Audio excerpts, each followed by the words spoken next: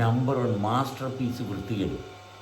ഒരാളെന്തെങ്കിലും പറഞ്ഞാൽ അയാൾ വൃത്തികെട്ടവനാണെന്ന് പറഞ്ഞ് അയാളെ തല്ലിക്കൊല്ലുന്നതാണ് സമൂഹം. അല്ലാണ്ട് എല്ലാവരുമായിട്ട് ഒരുമിച്ചിരുന്ന് സഹകരിക്കാൻ പറ്റുന്നില്ല. അതാണ് സമൂഹത്തിൻ്റെ ഏറ്റവും വലിയ വൃത്തികെട്ട ലക്ഷണം.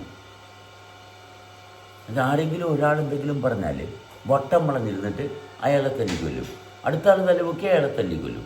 ഇതിന് മാത്രമേ സമൂഹത്തെ കൊണ്ട് കഴിയുന്നുള്ളൂ. അല്ലാണ്ട് വേറെ യാതൊരു കഴിവും ഈ സമൂഹത്തിനില്ല. അത്രയേ ഉള്ളൂ. പരിശോധിച്ച് നോക്കിയാൽ മതി. മനസ്സിലായി? വട്ടം വളഞ്ഞിരുന്ന് ഒരാളെ വൃത്തികെട്ടവനാണെന്ന് പറയാൻ, അയാളുടെ വൃത്തി എന്താണെന്ന് ഒരുമിച്ചിരുന്ന് അന്വേഷിച്ച് അയാളുടെ കൂട്ടത്തിൽ ചേർന്നിരുന്ന് ഒപ്പമിരുന്ന് വൃത്തി എന്താണ് എന്ന് അന്വേഷിക്കാനുള്ള സൗകര്യമില്ല. അവൻ വൃത്തികെട്ടവനാണെന്ന് പറയാൻ ആൾക്കാരെ വിളിച്ചു കൂട്ടും. ഇതാണ് സമൂഹത്തിൻ്റെ നീതിബോധം. ഒരുമിച്ചിരുന്ന് ആഹാ നമുക്ക് വൃത്തി എന്താണ്, നന്നായിട്ട് കൊണ്ടുപോകാൻ എങ്ങനെ സാധിക്കും എന്നന്വേഷിക്കാനുള്ള പ്രാപ്തിയുണ്ടോ? അതില്ല. ശരി എന്താണ് എന്ന് ഒരുമിച്ചിരുന്ന് നമുക്ക് പരിശോധിക്കാം. അതിനുള്ള പ്രാപ്തിയില്ല. ആ പങ്കുവെക്കണ്ടേ, എനിക്കുള്ള മൂല്യം പങ്കുവെക്കണ്ടേ? ആരും മൂല്യം പങ്കുവെക്കാൻ തയ്യാറല്ല. കാരണം എന്തെങ്കിലും മൂല്യം വേണ്ടേ? എനിക്കെന്തെങ്കിലും മൂല്യമുള്ളതായിട്ട് തോന്നണ്ടേ?